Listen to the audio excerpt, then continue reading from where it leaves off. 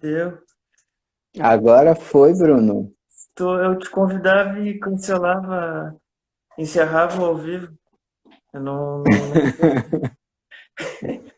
Deixa eu ver aqui como é que melhora essa luz daqui de casa, que ela tá bem precária.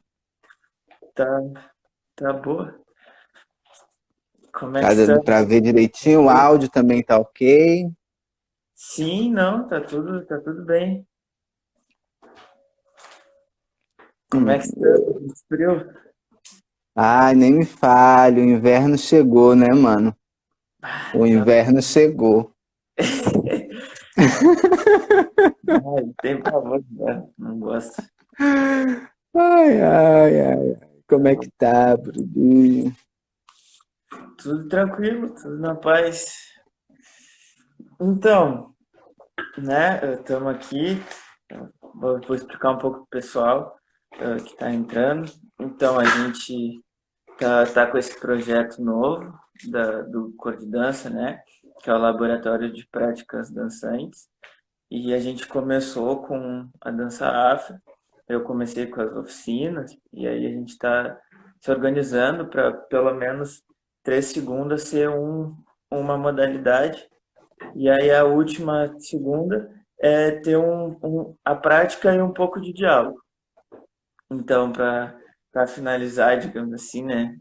Entre aspas, finalizar a dança afro, eu convidei o Manuel, o professor Manuel, e, bom, agora ele vai se apresentar e a gente vai ter um diálogo, e depois a gente vai direcionar quem estiver na live para outra live da Mestre Yara, e aí ele vai explicar direitinho um pouco quem é e tudo mais.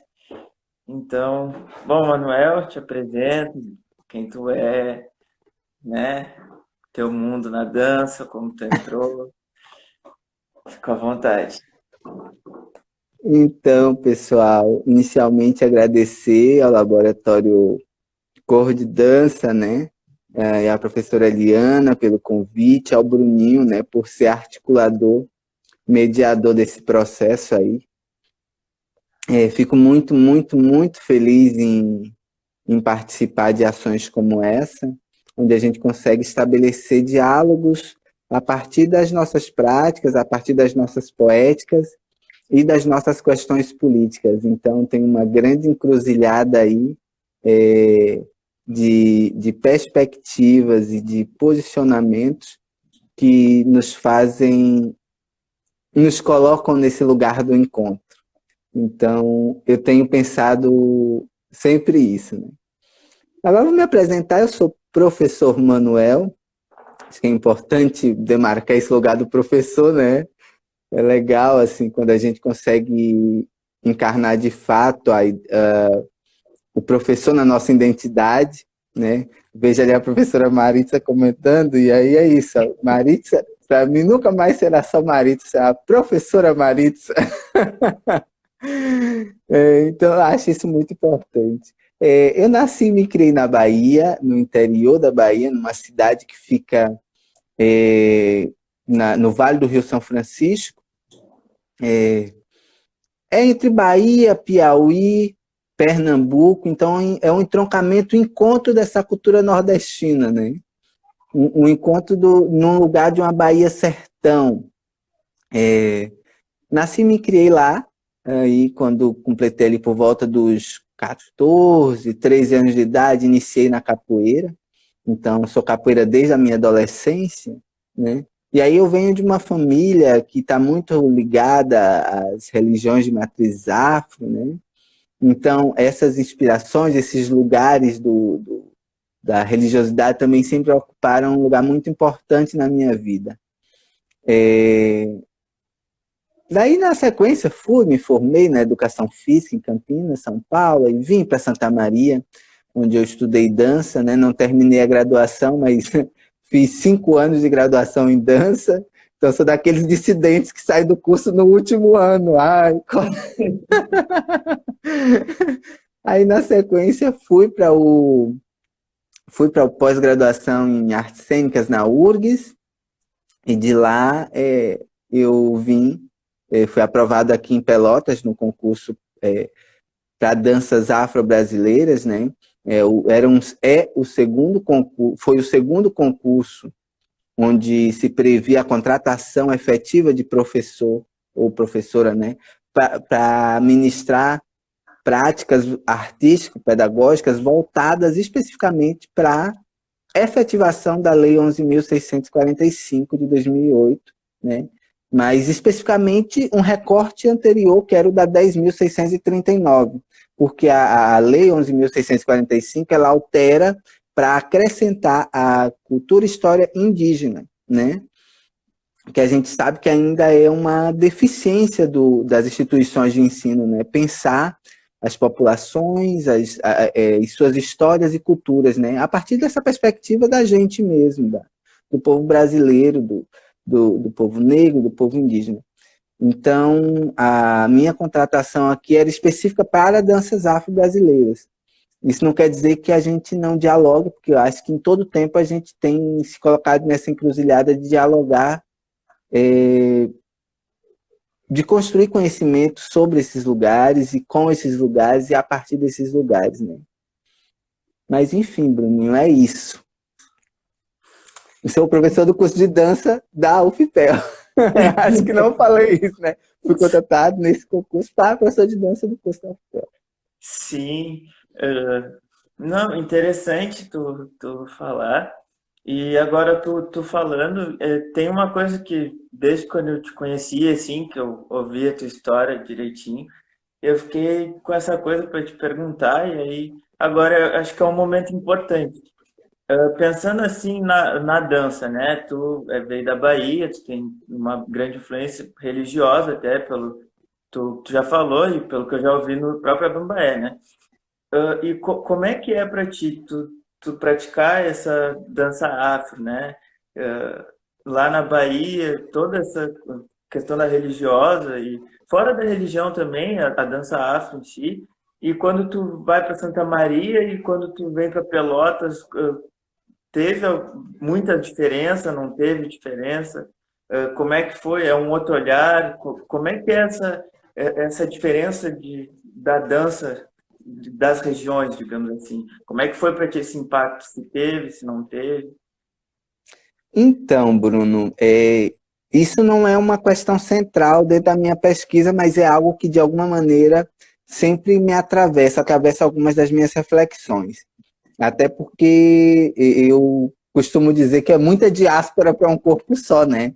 Porque eu já estou na minha terceira ou quarta mudança, no terceiro ou quarto espaço que eu me lanço para morar, sempre buscando, né, me adaptar, me conhecer e encontrar lugares onde eu possa viver de maneira sustentável, né? E assim, Bruno, não dá para negar, por exemplo, a influência do frio aqui no Rio Grande do Sul, na corporeidade que se estabelece em qualquer dança, entende? A gente pode até dizer, por exemplo, de danças que são totalmente codificadas, como o balé clássico. Isso é um exemplo superficial do superficial do superficial. Ou a gente pode pensar específico, vamos direto para a dança afro, né? Não tem como não pensar que esse frio daqui não influencia o modo de dançar, o modo de organizar essas corporeidades da dança. Não tem como esse frio não influenciar as poéticas da dança. E aí eu vou mais fundo e digo, não tem como esse frio não influenciar a estética da dança, né? O que se vê como produto final lá, aquelas formas e coisas e gestos em movimento, né? Então, assim, o frio estabelece uma ruptura diferencial, assim. É um marco diferencial da dança que é feita no Sul, em qualquer modalidade. Em qualquer modalidade. Assim, porque essa corporeidade, ela se estabelece a partir dessa perspectiva. E aí vão ter os teóricos aqui da região mesmo, né? Que vão falar sobre essa estética do frio, como que ela incide também em toda uma produção de cultura, né? Eu costumo dizer que, isso eu sempre falo nas aulas de África, quando eu vou dar aqui, se você vai pegar um pé de dança do Ijexá, lá da Bahia, né, as pessoas dançando Ijexá, que seja nos blocos de dança afro, que seja, né, nas cerimônias, nos rituais, né, de religiosos. Vai ter uma diferença no acento, isso a gente chama de acento somático, né, que é uma organização do corpo que é diferente. O passo ele é o mesmo, mas o modo como o tônus se organiza para poder executar vai ter uma outra dinâmica, né? Por exemplo, eu percebo que lá a fluidez no Ijexá é maior que aqui. Aqui tem um pontuar, tem uma qualidade que é pontuar no Ijexá. Ele pontua na abertura e fecha. Isso, pensando a estrutura toda, né, é contínuo, mas pensando o micro, né, como eu percebo lá tem esse pontuar ele não é perceptível, por exemplo. Essa abertura do pé ele não é perceptível. Aqui, por exemplo, se você vai e ainda mais assim, ó, pensando que as grandes festas do Batuque do Sul acontecem na época do inverno, aí você coloca o negócio, né? Você vai perceber um corpo total influenciado pelo inverno, pelo frio, né? E as festas de Batuque acontecem no inverno, no ápice do inverno, tá? É junho, o povo tá tocando macumba, tá tocando Então, essa corporeidade é totalmente atravessada por o clima, né? Pela geografia, pelas questões climáticas. Sim. Quando eu olho os vídeos, assim, que eu estou estudando, procurando,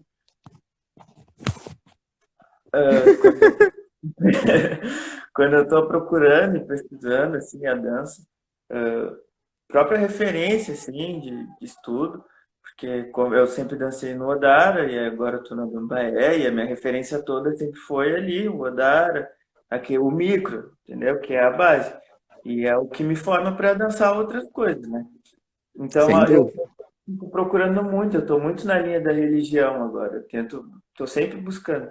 E aí eu vejo muito essa questão da diferença, assim, eu tenho muita dificuldade em achar coisas daqui no sul, de dança afro, assim, questão religiosa. Assim, é pouca coisa que eu encontro, de vídeos, enfim.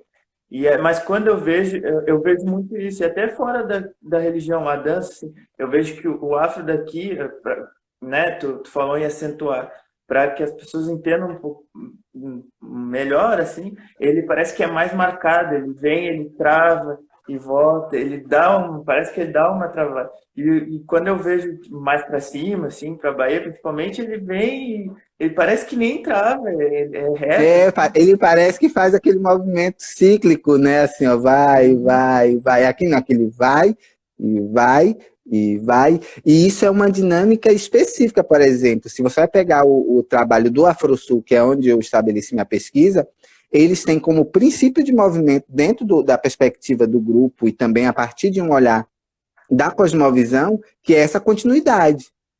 Lá no Afrosul, por exemplo, você não vai perceber esse ponto A. Esse ponto A você vai perceber muito mais nas casas de religião, entende? Nas danças das comunidades religiosas, do que necessariamente na perspectiva artística. E isso tem a ver com um princípio filosófico, né? Né? Que que o grupo, que a criadora do grupo, né? Que Yara pega, porque ela é muito baseada nos princípios assim, aquilo que eu povo falar do raiz, ela é muito ligada mesmo a esses princípios que dizem do jeito como ser no mundo, como ser africano no mundo. Então, ela traz uma perspectiva muito afro-referenciada do mundo para a dança dela. Então, assim, essa ideia da continuidade está implícita, tá explícita na dança dela, não está explícita. Mas assim, Bruno, falando essa característica que você comenta, assim, não encontrei vídeos relacionados à religiosidade daqui, é muito difícil porque provavelmente você nunca vai encontrar, porque há um tabu, né, dentro da religiosidade, que é das pessoas que estão de santo, elas não podem saber que elas estão de santo. Tem aí um princípio religioso, um fundamento religioso que é que é também aquilo que é da porteira para dentro e que é da porteira para fora, sabe? O que é possível de mostrar, o que não é possível de mostrar, o que não é para ser mostrado. Entende? Então, a coisa do filmar pessoas incorporadas no Rio Grande do Sul é raríssimo. É para nunca se ver. Não tem como no candomblé, por exemplo, que as pessoas filmam toda a iniciação, toda iniciação não, né? Tem os fundamentos lá que não podem nada, que é fundamento, que é fechado e que faz parte do segredo, do o da coisa, do aô da coisa. Mas aqui no Batuque tem muito isso, não filma. E aí, quando você vai ver isso, eu falo a partir de grupos, por exemplo, grupos que saem de dentro dos ilês, sabe? Porque tem muitos ilês, muitas casas de Batuque do Sul, que desenvolvem algumas iniciativas socioculturais que criam grupos de dança, né? Nos bairros, grupos de dança afro, e aí sempre pensando também e baseado na dança dos orixás. Então, a partir desses grupos, você vai perceber uma característica muito específica que eu acho que, eu diria que ela é dominante, porque ela, em termos de número, ela é bem maior, mas ela não é a única. Existem outros e outros e outros e outros e outros modos de se movimentar. Assim. Sim. Isso é uma coisa que eu também percebo muito aqui, quando eu vejo os vídeos, assim, que muitas vezes os movimentos são diferentes em determinadas situações do que de lá. Eu vejo aqui, quando eu vou no terreiro, eu presto muita atenção quando vem Yansan, quando canto o ponto Yansan, que eu vejo muito que o movimento que ela faz é diferente do que a maioria das pessoas conhece, entendeu? Que geralmente é o do vento. Não que a entidade não faça, né? Mas a que eu vejo ali, ela faz muito mais giros e o movimento para baixo, assim, em relação a tronco, aqui, barriga, do que o vento. E aí há de se pensar também. E aí eu entro numa questão também que a gente discutiu, que entra um pouco na questão das terminologias, né, da dança afro, que a gente fala dança afro, mas como a gente falou em off, é muito genérico, né? É o genérico do genérico do genérico, mano. Então, são muitas danças. E a mim, quando se fala dança afro, né, se remete lá ao continente africano, que são danças que muitas vezes a gente nem conhece que existe e existe lá. E aí, quando tu traz para cá, tu fala dança afro, tu vai pesquisar, são várias danças que também, muitas das danças folclóricas se encaixam nesse meio, aí entra a dança afro brasileira, e aí vai. E quando tu pega a dança de matriz religiosa, na tua pesquisa tu fala, por exemplo, a dança afro-gaúcha. Nessas pesquisas que eu faço, assim, superficial, na questão religiosa, eu vejo que os próprios movimentos religiosos parece que são diferentes. Não sei se é questão de religião ou quando vê tem toda aquela questão do ponto, que determinado ponto, às vezes o orixá faz uma dança, né? Uhum. Então, vejo, Bruno. e aí eu queria que tu falasse um pouco mais até dessa questão da terminologia, né? Que confunde muito e é uma questão que me trava muito na minha própria produção, né? Massa, massa. Bruno, assim, ó, pensar essas danças que acontecem nos espaços religiosos e que dizem de questões mitopoéticas, né? Que elas são míticas ao mesmo tempo que elas são poesias cantadas e dançadas e tocadas, né? E que contam determinadas histórias, enfim. Pensar também a diáspora, não a grandeza, mas a imensidão de conteúdos e de filosofias e de atravessamentos que a diáspora ela provocou, entende? Porque aqui no Rio Grande do Sul a gente tem uma incidência de determinados povos. Alguns povos específicos vieram para o sul do país, né, que são diferentes de povos que foram lá para o Pernambuco, que são diferentes de povos, e eu estou falando de povos negros, viu? De povos negros africanos do continente da diáspora. E a gente pode até rememorar aquela história de que nos navios eram misturados e que as pessoas, ao serem misturadas, tinham inclusive seus traços identitários arrancados para que elas não conseguissem se identificar, se encontrar. Então, elas aqui instituem modos de encontro, aqui elas constroem linguagens, aqui elas constroem perspectivas para se reencontrar, para se reafirmar, para reafirmar sua africanidade, para reafirmar sua pertença étnico-cultural. Então, assim, certamente, e aí entra aquela frase lá de Mãe Estela, quando ela dizia, né? Iansã não é Bamburucema, que não é Santa Bárbara, né? Cada uma diz de um lugar de África, cada uma diz de uma perspectiva de África, entende? Então, essas referências míticas também não são comuns, não é a mesma coisa, entende? Não dá para pensar que tem qualidades de Ogum que eu conheço que são daqui do Batuque, que eu nunca ouvi falar no Candomblé, mas que dizem dessa qualidade, desse orixá, que é da guerra, que está ligado à tecnologia, ao metal. Entende? Tem um mito maior, mas tem outras camadas, entende? Outras camadas. Eu acho que isso é uma palavra que talvez seja didática para poder explicar. Assim. Existem outras camadas que dizem desse... E eu fico me perguntando outra palavra para utilizar, para não utilizar a palavra grandeza, porque não foi uma grandeza, mas o tamanho que é uma diáspora, que foi essa diáspora negra africana, entende?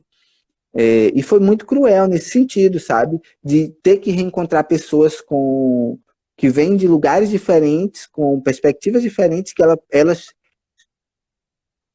a partir da necessidade, constroem, né, e restituem, tentam buscar lá das suas ancestralidades, das suas filosofias, pontos convergentes para que elas possam se encontrar, para que elas possam se fortalecer. Então tem a ver com isso também, essa diversidade de modos de linguagens. Assim. Tanto que os toques, por exemplo, do Batuque do Sul, eu nunca encontrei, nunca vi em lugar nenhum. Eles se assemelham em alguma medida com os toques, por exemplo, do Xambá, Xambá lá do Pernambuco, né, das manifestações afro-religiosas do Pernambuco. Mas elas são super específicas do sul do país, entende? Elas dizem desse lugar aqui do sul do país. Então, certamente, também alguns atravessamentos que dizem respeito dos mitos, das danças de determinados orixás vão ser diferentes, né? Por mais que a gente institua, não, por mais que reconheça aquela energia, aquela entidade como Iansã, né? Talvez o que se conta de história, de mítico daquela Iansã seja diferente da outra, por mais que tenha esse arcabouço do genérico do vento, aquilo. E assim, quando você fala do termo, o termo é uma discussão enorme, porque eu, inclusive, cheguei a um livro chamado Entre o Fogo e o Vento a partir de uma indicação do Mano Amaro, que me indicou, e aquele livro foi muito importante na minha vida, porque é um livro muito bom. Né? Pouco conhecido, porque eu não sei, mas as pessoas da educação física que pesquisavam dança, principalmente na década de 80, 90, elas não são tão lembradas dentro do arcabouço teórico do que se instituiu das pesquisas a teorias em dança, né, dos anos 90, 2000 para cá, né, que quando, anos 2000, 2010, foi quando a gente teve um boom da graduação em dança.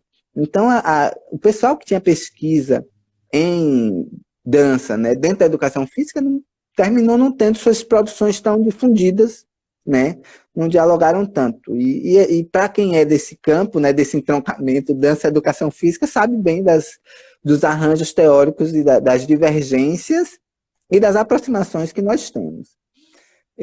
Mas esse cara, ele vai falar um pouco da dança afro, lá de Mercedes, né, lá do Rio de Janeiro, e aí ele vai falar, né, que Mercedes, tanto que o nome do grupo Mercedes era Grupo Folclórico, Mercedes Batista, se não me engano.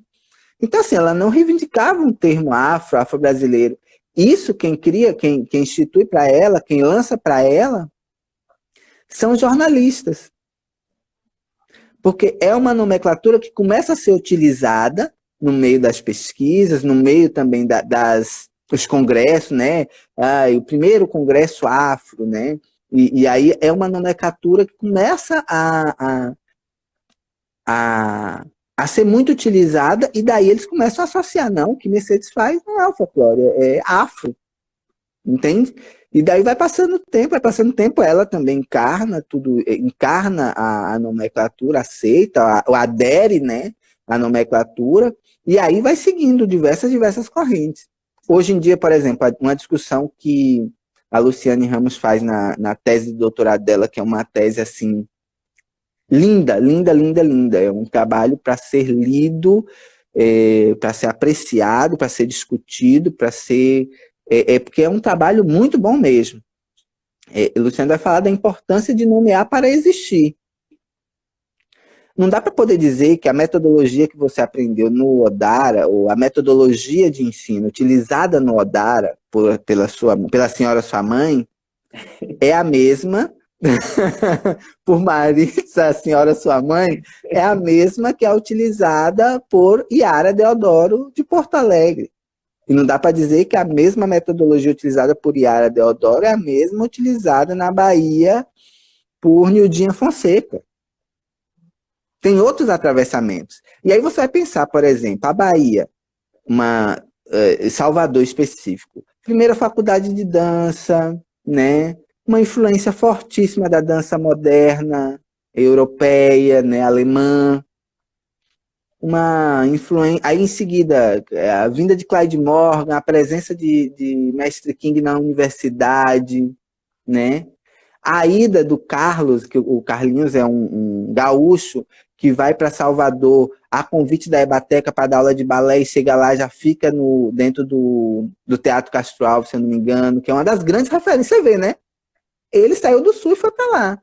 Ele é uma das grandes referências da maior companhia estatal, da única companhia estatal do Estado. O cara ajudou a fundar uma geração, formar uma geração de bailarinos, e em algum momento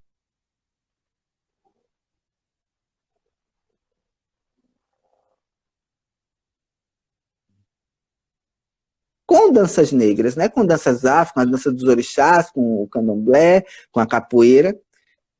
Então, assim, não dá para dizer também que a metodologia desse cara é igual a de sua mãe. Não dá. São metodologias distintas. O que nos une talvez seja uma inspiração mítica, né? Mítica, religiosa, espiritual, filosófica, que está ligada ao continente africano, né? A essa identidade da diáspora que nós temos, né? Somos afro-brasileiros, somos afro da diáspora. Há pouco eu estava assistindo a live também do GT Dança e Diáspora, né? Da ANDA, em que o Augusto Soledade e o Fernando Ferraz comentavam sobre a importância, por exemplo, de discutir a diáspora nas nossas práticas de aula, né? De discutir as questões políticas que atravessam os nossos fazeres em dança. Então, tem muitas coisas, tem muitas nuances, inúmeras. Por isso que eu acho importante, por exemplo, hoje a gente dar nomear algumas coisas, né? Nomear que a técnica que foi desenvolvida por sua mãe, né, pela senhora sua mãe, tem atravessamentos, tem influências fortíssimas, por exemplo, de Augusto Molu, se eu não me engano, porque ela comentou, eu acho que acho que foi ela, não, acho que foi Maritza que comentou essa história uma vez, que Augusto Molu teve presente aqui num festival de dança, aqui no interior do Rio Grande do Sul, se eu não me engano, na fronteira. E que ele, dando essa aula, influenciou todo mundo, assim, a repensar também o seu lugar na dança. Então, era um cara que tinha nome e sobrenome na dança, né? Conhecido no mundo inteiro, colaborador de grupos internacionais, né? E que vinha no interior aqui dar aula e conversar com a galera e dizer, galera, a gente precisa fazer uma dança que esteja ligada com as nossas referências culturais, que fale do nosso lugar no mundo, que fale das nossas referências, da nossa ancestralidade, entende? e disseminar um pensamento voltado para essa articulação política. Dizem que ele era essa pessoa. E isso para mim é muito legal, né? Perceber que o quanto que a Bahia influencia Rio Grande do Sul, e o quanto que o Rio Grande do Sul também influencia a Bahia. Porque senão a gente cria uma ideia de que a Bahia é a alma negra africana do Brasil. Quando na verdade a gente sabe que Pelotas é negra também, entende? Isso ali, ó. Maritza falando, não desenvolvi técnica, mano. Tem uma metodologia, apenas. Então, isso, ó. Uma metodologia específica desenvolvida por Maritza. Então, talvez chegue a metodologia do Odara de ser, do Odara de desenvolver a prática de dança afro, né? Tem coisas aí que são muito específicas que elas precisam ser nomeadas para a gente saber de que ponto que você parte para falar, entende? Porque na Bahia, por exemplo, você vai chegar nas aulas de dança afro, né, nomeadas como dança afro, que vai ter uma relação muito íntima com a dança moderna. E que você, às vezes, termina questionando também. Isso, para mim, é um questionamento meu, particular, né? Em que ponto também a gente cria esses hibridismos, né, essas interculturalidades, em que medida a gente joga com elas, né, enfim, são questões que eu estou elaborando ainda para poder também entender que lugar são esses, né? Que purismo é esse que se diz, que se reinventa, que se constrói, né? Que relações são essas que estão sendo criadas nesses encontros, né? Porque elas são criadas, elas são fruto de coisas, frutos de acontecimentos, de encontros, de memórias, enfim. Sim, não, é interessante pensar essas coisas também, porque Bruno, eu acho que a gente está na nossa hora. que horas são? Tá, já estamos. Pessoal, a gente está direcionando agora todo mundo para uma live belíssima no AfroSul, no Instagram do AfroSul. Joga aí no Instagram, AfroSul, porque a minha mestra tá lá, a mestra Yara, né, tia Yara, tá fazendo uma série de lives todas as segundas para poder falar do processo criativo de um dos espetáculos, né, que o AfroSul produziu há 2, 3 anos atrás, né? E aí hoje, se eu não me engano, elas vão falar sobre as lendas de Yansan. Olha aí, ó. Elas vão falar do espetáculo O Feminino Sagrado, e aí hoje é a lenda de Yansan. Derrubei o nome específico da lenda, a romantização da mulher guerreira e sua relação com a maternidade.